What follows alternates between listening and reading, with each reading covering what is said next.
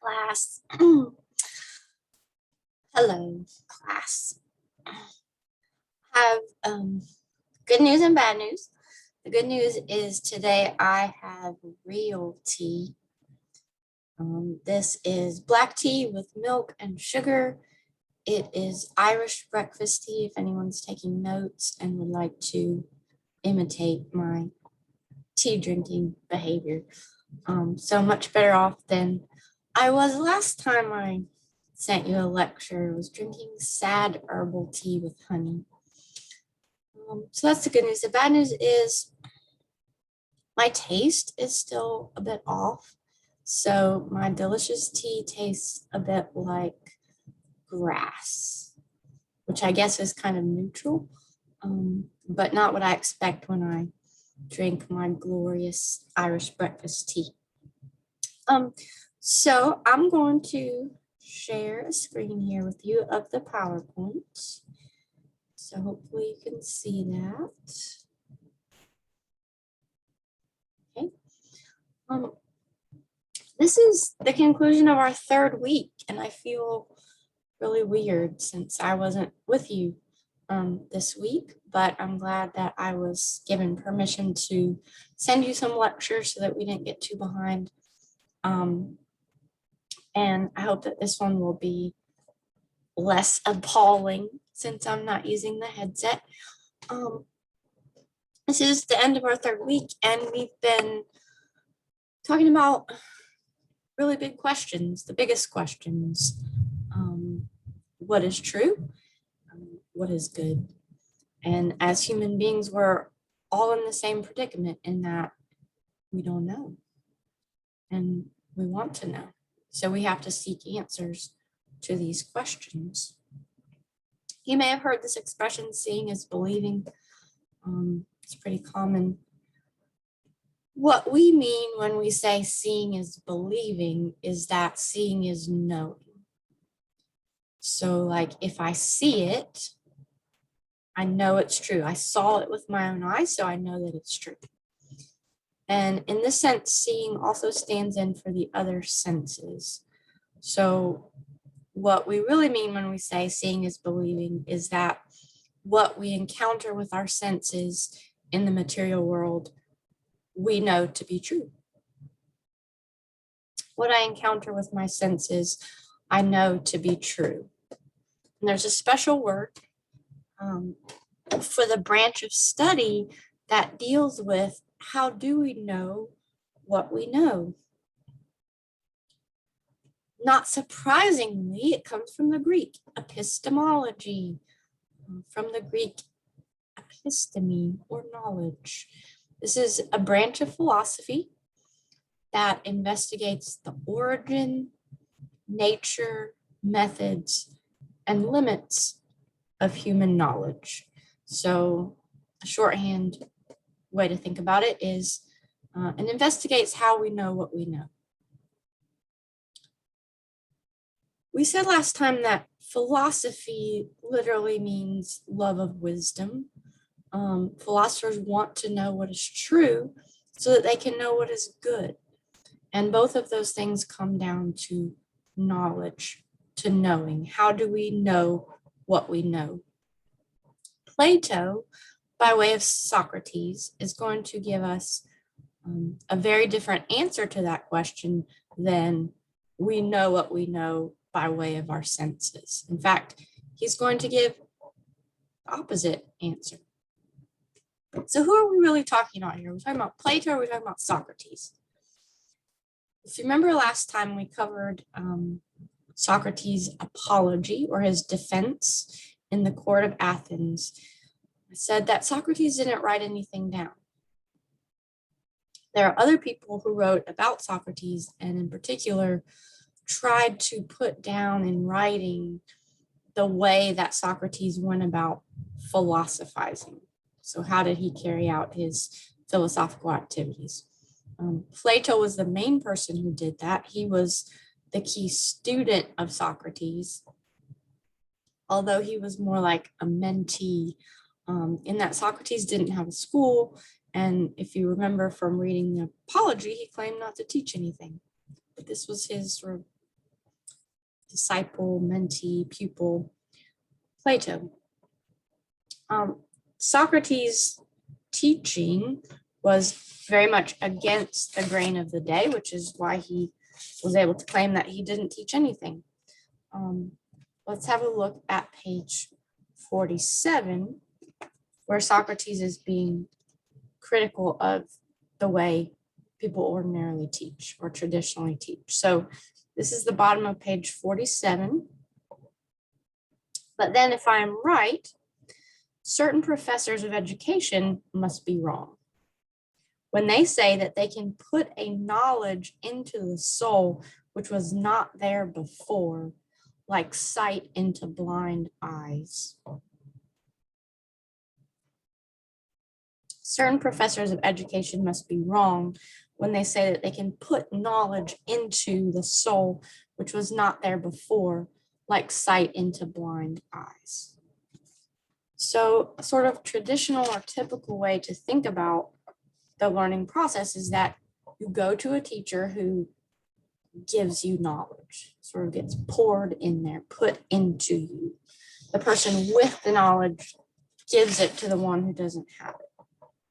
Socrates turns this process on its head by suggesting that knowledge does not come through the material world at all. So I couldn't like get it and give it to you, that it's already present within a person, in the soul. And the word soul here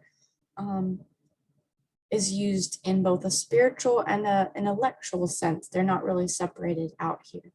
So a person has to be mentally, intellectually, spiritually turned toward knowledge within himself or herself, and the teacher can guide towards the light, towards knowledge. The teacher doesn't put the knowledge in. So it's from this concept that Socrates creates what today is called his Socratic method.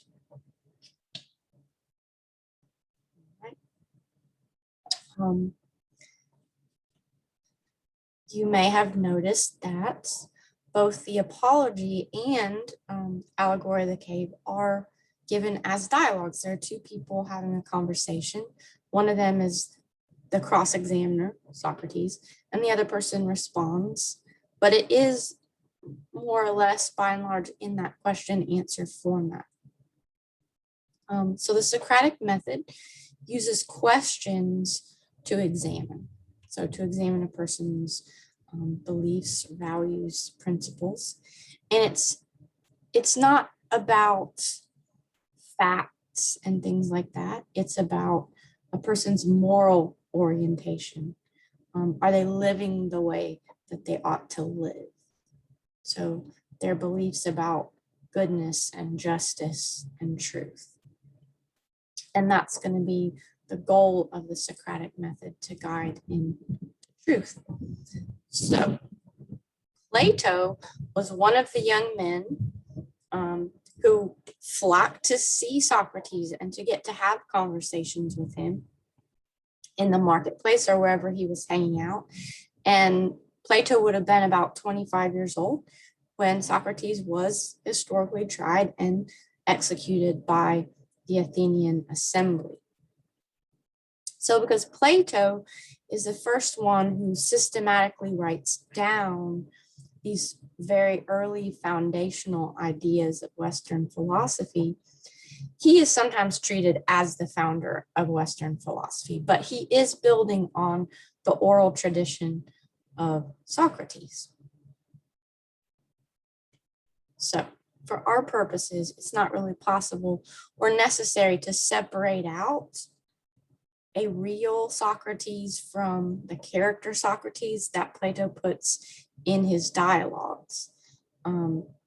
It's just enough to know that Socrates is the inspiration and the model for Plato, but Plato is the writer, and he creatively develops the ideas he gets from Socrates, and he makes Socrates a character in the dialogues.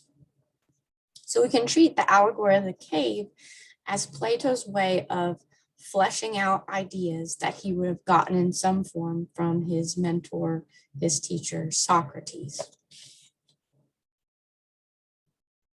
So back to our big questions. What is true? How do we know what is true? In the Allegory of the Cave, Plato turns our natural human confidence in the senses, sight, taste, hearing, smell, on its head. So we're going to think about this allegory. An allegory, have you encountered an allegory before? It's a special kind of story whose elements and characters all stand for something. So there's a one-to-one correspondence between each element in an allegory and something that it stands for. Have you ever heard of Pilgrim's Progress? Maybe not, maybe so. Pilgrim's Progress was an allegory by John Bunyan. And the pilgrim is on a journey and his name is Christian. But it's an allegory, so what does Christian stand for? Yes, he stands for a Christian. He's on a journey. He encounters some obstacles on the way. One of them is a giant named Despair. Guess what the giant named Despair stands for? The giant named Despair does stand for despair. Good job.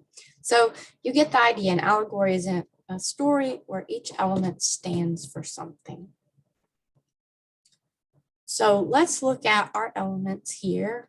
There are some different pictures you may have encountered on the internet, but I picked this one as sort of helpful. So we have a cave. We have two sets of people down here.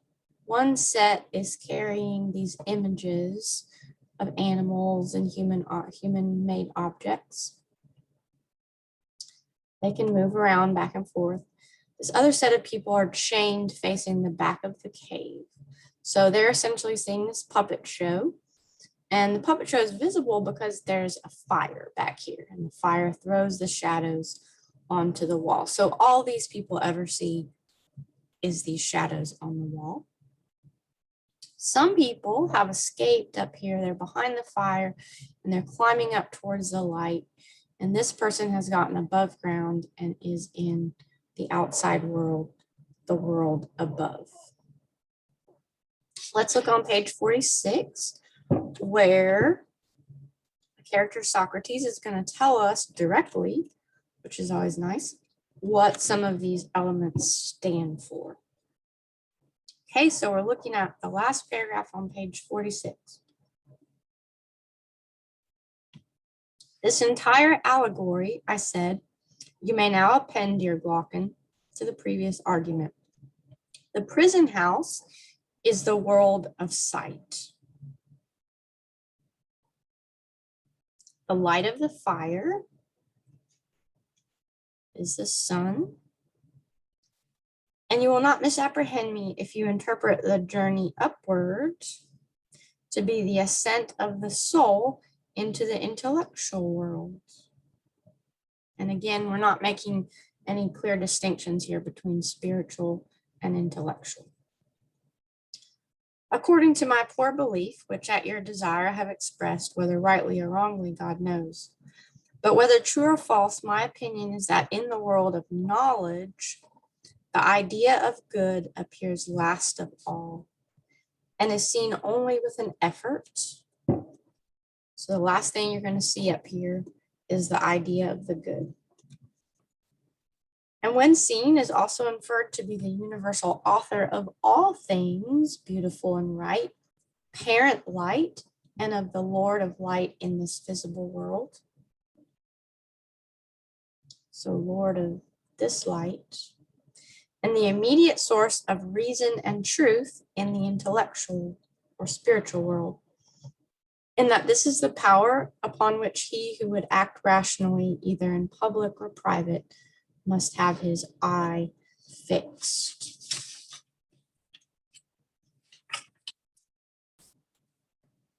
Prison house is the world of sight.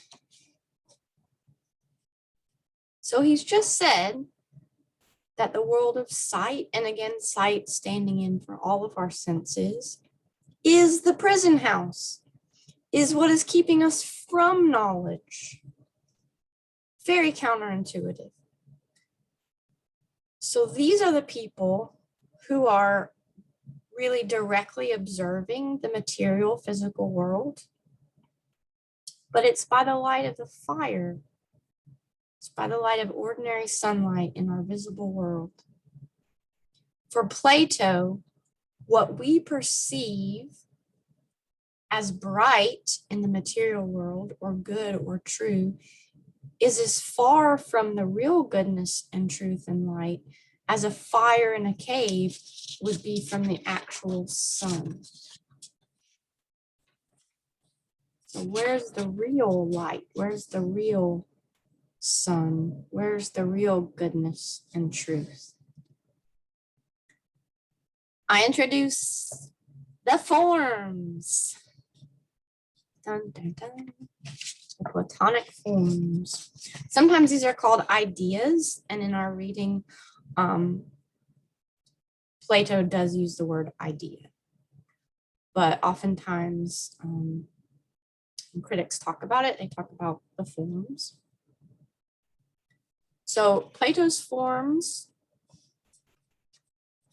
are the ideal, original objects or qualities that exist outside the physical realm.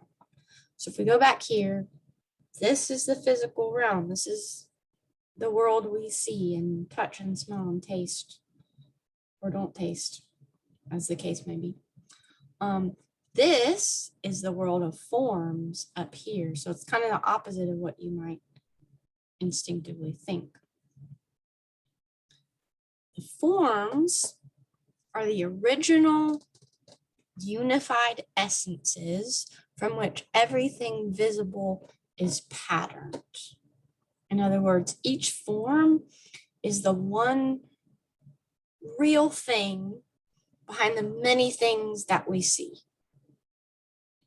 So, for example, we have an apple here. The ideal form is the pure state of appleness.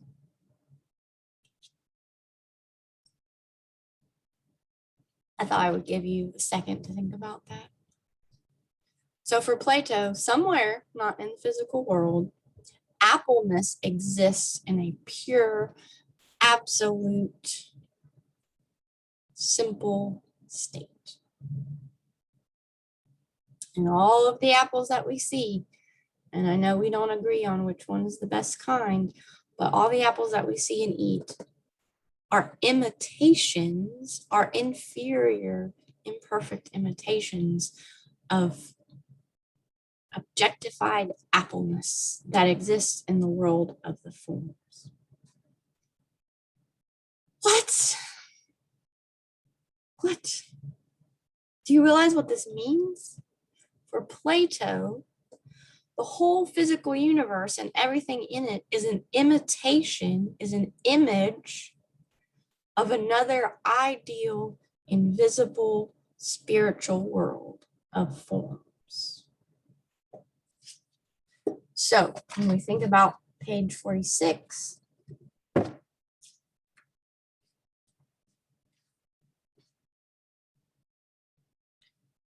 the light of the fire is the sun. So the physical sun in our world is what allows us to see material objects, physical objects in the world. So in that sense, it's sort of the greatest object because it's the object by which all others are perceptible to us. In the realm of forms, what is the greatest form?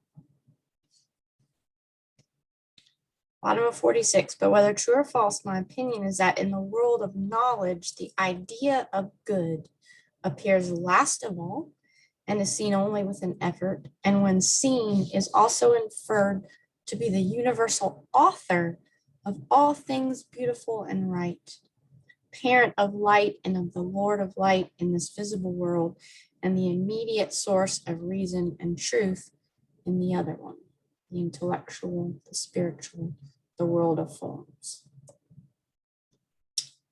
All right, so we said they can be called forms or ideas. So here, when Plato is talking about the idea of good,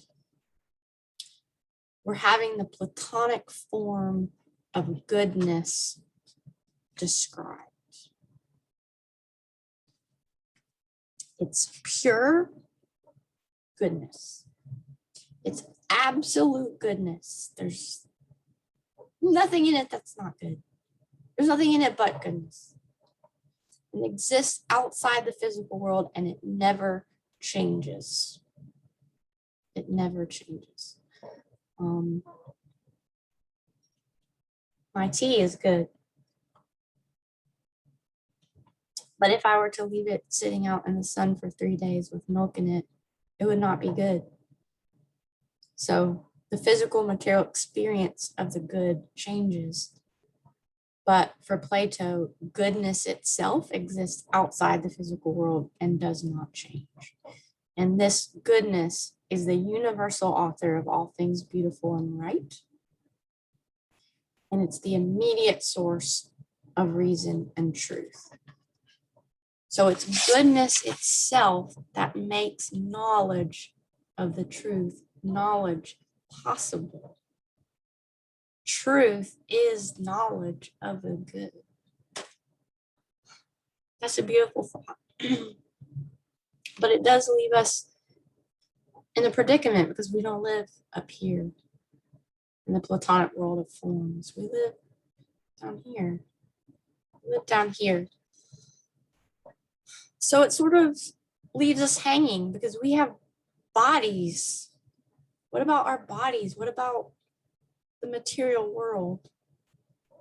The Platonic theory of form sets up a tension for us, a dichotomy, a splitting of things into oppositions. On the one hand, we have the world of forms. If we go up out of the cave, we get into that spiritual, intellectual world of ideal, abstract truths. But down here, if we stay in the cave, that's the physical world. That's where our bodies are. That's where apples are and cows and tea. And for Plato, this is an inferior state. It's a false state, essentially. It's an imitation of a greater reality. Let's look on page 48. So in this section, Socrates is reflecting on people who are very intelligent, but their intelligence is used for this world, for the physical world, the world of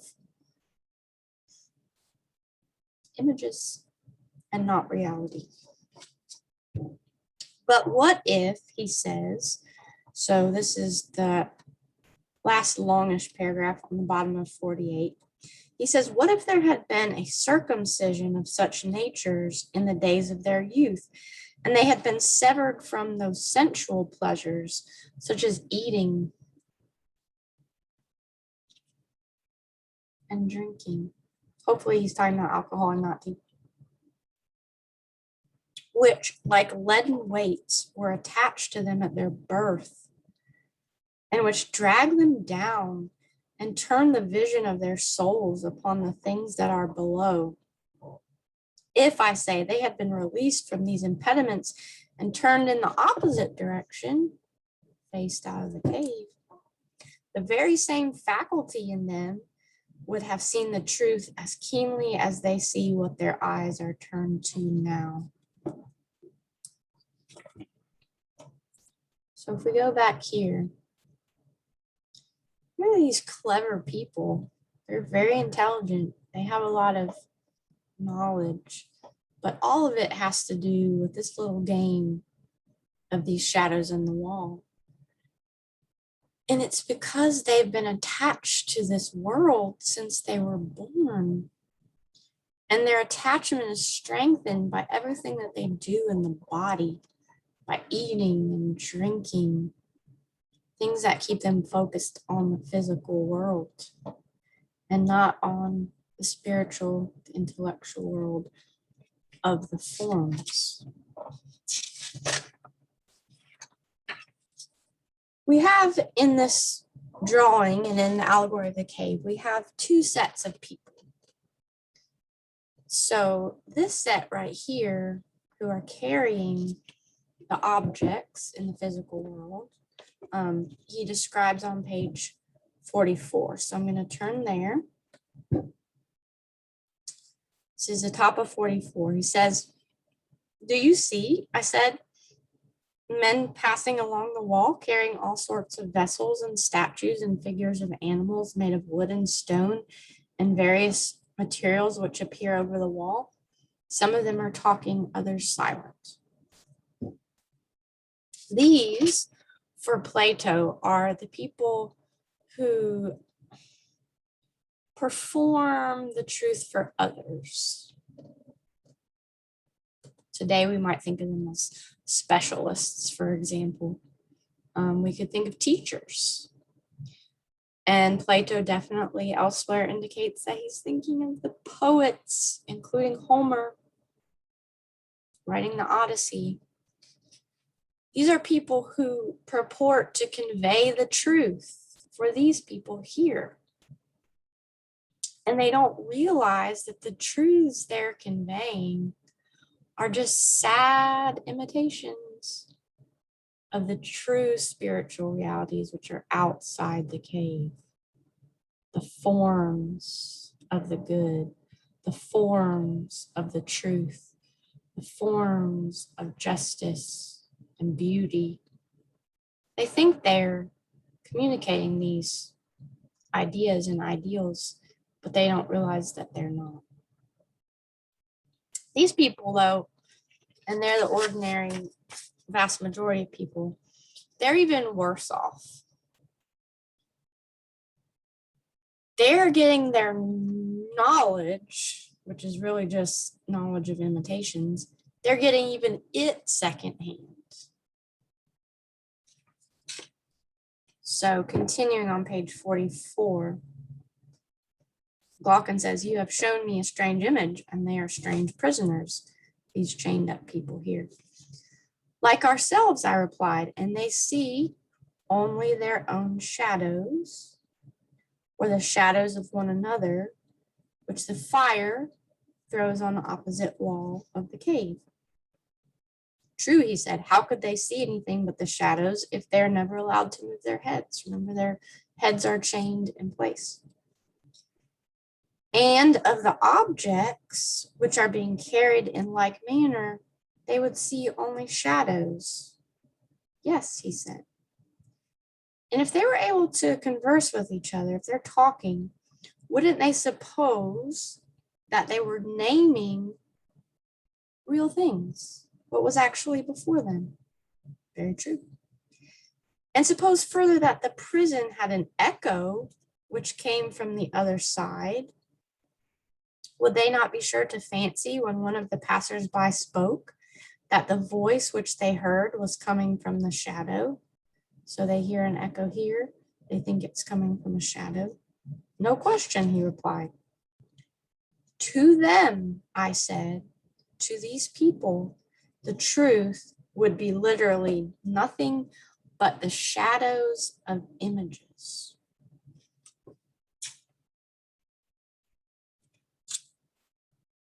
To them, the truth would be literally nothing but the shadows of the images of reality, which is up here, the forms. They don't know goodness. They don't know the truth. They're not even close. They're two removes from it. These are the people that are arguing on social media, venting their opinions. They think that they're talking about the truth, but their conceptions of the truth are nothing but the shadows of the images of the truth. These are most of us. Most of us, for Plato, are these people. Not only are they too removed from what reality and the good are, their whole lives, they never get to go anywhere. Their whole lives are invested in competing over their opinions about the shadows of the images. They want to gain the upper hand. They want to be the one to name this shadow of image the fastest. They're competing right here, never having sight of anything greater. On page 46, Socrates describes what it would be like for someone who has gone into the upper world, who has contemplated truth and goodness directly, to come back into that petty, illusory world of opinions and meaningless competitions. So this is first long paragraph on page 46. Socrates says, and if they, these guys, were in the habit of conferring honors among themselves on those who were quickest to observe the passing shadows, and to remark which of them went before and which followed after and which were together, and who were therefore able to draw conclusions as to the future, do you think that he, this guy, having come back down here, would care for such honors and glories or the envy the possessors of them? And Glaucon is like, of course not. For Plato, this allegorical picture is of the true situation of human beings. And he's particularly thinking about human beings who live in a community or a society. He's thinking about the ideal state. So the Allegory of the Cave is a piece of a longer work of Socratic dialogues, these conversations, and it's called The Republic. And it's about how things are in organizations of people and how things should be, the ideal state.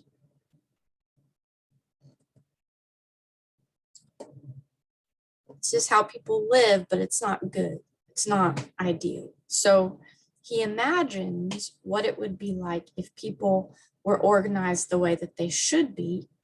And that would be if people in the upper world came back down and ordered society in the physical world according to what they saw up here: pure justice, pure truth, pure beauty, pure goodness.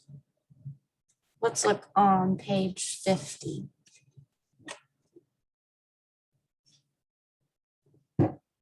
So we're looking at the top of page 50.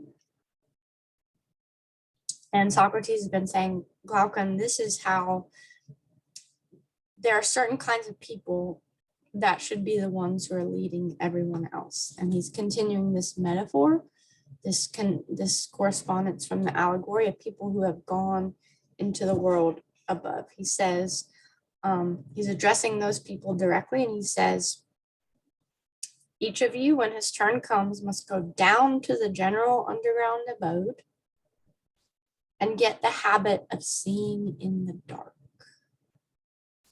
When you have acquired the habit, you will see 10,000 times better than the inhabitants of the den, so the people down here who never left. And you will know what the images are. You'll know what a horse is because you'll have seen a real horse. You'll know what justice is because you'll have seen real justice. Because you have seen the beautiful and just and good in their truth, in their ideal forms. And thus our state, the state of Athens, which is also yours, will be a reality and not a dream only, and will be administered in a spirit unlike that of other states, in which men fight with one another about shadows only. and are distracted in the struggle for power, which in their eyes is a great good. Whereas the truth is that the state in which the rulers are most reluctant to govern is always the best and most quietly governed, and the state in which they are most eager is the worst. So what is Plato's conclusion? Philosophers should rule. Can we agree that they usually don't, though? Because there are people who want to rule. And for Plato, their wanting to rule is a sign that they're invested in the world of shadows of images, because they don't really know what the good is. And that's precisely why they want to. Their life is invested in that game of shadows. It's people who have their real life elsewhere who are the ones who could actually order society well. This is how he words it on the bottom of page 50. Fifth line from the bottom. The only life which looks down on the life of political ambition is that of true philosophy. Do you know of any other? Indeed, I do not, he said. And those who govern ought not to be lovers of the task, for if they are, there will be rival lovers and they will fight. No question. Who then are those whom we should compel to be guardians? Surely they will be the men who are wisest about affairs of state and by whom the state is best administered, and who at the same time have other honors and another and a better life than that of politics. They have another and better life. Their true emotional and spiritual investment is in the spiritual world. It's not in the game of politics. And it's because of that they can effectively play that game and rule the state well. This is Plato's dream. And it is a dream, right? Because that's not typically people who struggle to get in that position are people who do care about the competition itself. So we've now made our way through the two earliest, most influential founders of Western philosophy. And there's a third one, and his name starts with A, and we're reading him for Monday. And on Monday, I will return to the material world. Will I bring back knowledge of the realm of the forms? Only I know. Class, you've been so patient, and I'm so appreciative, and I'm sorry about the disruptive effect my getting COVID has had on our schedule. Well, not on our schedule, but just on our experience. And appreciate you watching this, keeping up. Please let me know if you have questions, and look forward to seeing you on Monday. Bye-bye.